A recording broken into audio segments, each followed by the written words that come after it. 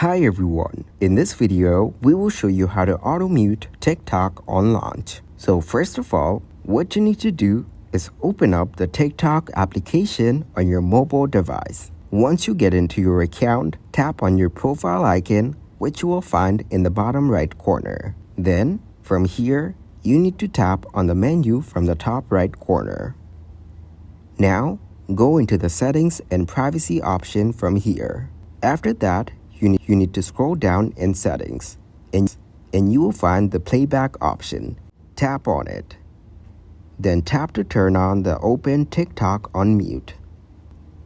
Now your videos will be muted by default when you open TikTok. Also, you can tap to unmute videos or use your device's volume controls. Thanks for watching, like the video, and subscribe to the channel for more content like this.